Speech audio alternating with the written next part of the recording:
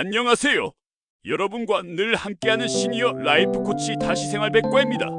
요즘 뉴스에서 폭염주의보라는 말을 거의 매일 듣고 계시죠? 기상청 발표에 따르면 올해 여름은 예년보다 더위가 훨씬 길고 낮 최고 기온이 30도를 웃도는 날이 계속 이어진다고 합니다. 60대 이상에게는 이런 폭염이 단순히 덥고 불편한 수준을 넘어서 건강과 안전에 큰 위험이 된다는 사실 한 번 더 강조드리고 싶습니다. 최근 보건복지부 조사에 따르면 전체 온열질환 응급환자 중 60대 이상 비율이 무려 절반 가까이 차지했습니다. 폭염으로 인한 사망자의 80%가 노년층이라는 통계도 있습니다. 혹시 요즘 아무리 선풍기를 틀어도 땀이 식지 않는다, 조금만 움직여도 숨이 찬다, 밤에도 열대야 때문에 잠을 설친다, 이런 변화 체감하고 계신가요?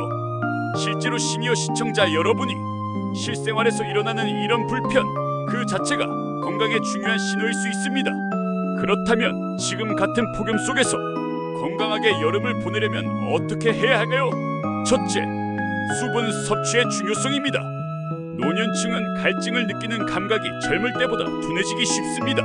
한국질병관리청 자료에 따르면 65세 이상 어르신의 경우 몸이 이미 탈수 상태가 되어도 자각하지 못하는 경우가 많아 증상이 나타났을 때는 이미 심각한 상태인 경우가 많다고 합니다. 그래서 목이 마르지 않아도 정기적으로 물을 한두 모금씩 수시로 마시는 습관이 매우 중요합니다. 단, 심장 질환 등 수분 제한이 필요한 분들은 반드시 담당이와 상의해 적정량을 지켜주세요. 둘째, 가장 더운 시간대 외출 삼가구, 복장과 보호장구 챙기기입니다. 오후 12시 오시는 폭염에 가장 취약한 시간대입니다. 이 시간대에는 가급적 집이나 시원한 공공장소에 머무르세요. 부득이하게 외출이 필요한 경우 밝은색, 땀이 잘 마르는 옷, 책 넓은 모자, 선글라스, 양산을 꼭 챙기시고 얼음물, 부채도 준비하면 좋습니다. 현대의학 전문가들은 외출 전 10분 정도 미지근한 물로 샤워를 해두는 것만으로도 체온이 갑자기 오르는 것을 막을 수 있다고 조언합니다. 셋째, 집안 환경 관리입니다. 에어컨이 없다면 선풍기와 창문을 함께 활용하세요. 선풍기는 반드시 창문을 열고 바깥쪽으로 바람이 나가도록 두면 실내 더운 공기를 효과적으로 배출할 수 있습니다.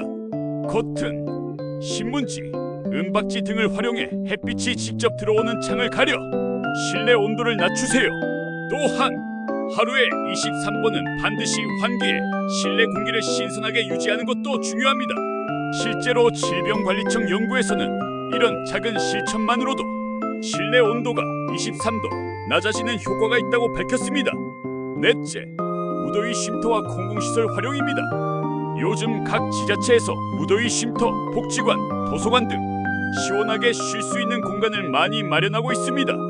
혼자 집에 계시기 답답하거나 갑자기 전기가 끊기는 등 비상 상황이 생기면 가까운 무더위 쉼터를 꼭 이용하세요. 시청, 동주민센터, 복지관에 문의하시면 가장 가까운 쉼터 위치와 운영 시간을 쉽게 안내받을 수 있습니다. 다섯째, 식사와 영양 관리입니다.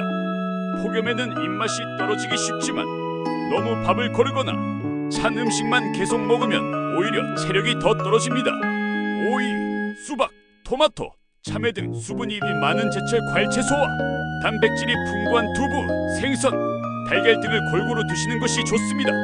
짠 음식, 기름진 음식, 카페인 술은 체내 수분 손실을 더 빠르게 함으로 가능한 줄이세요. 대한영양학회 연구에 따르면 수분이 풍부한 식단을 지킨 분들이 여름철 온열질환 위험을 30% 이상 줄였다는 결과도 있습니다. 여섯째, 수면과 실내 온도 관리입니다.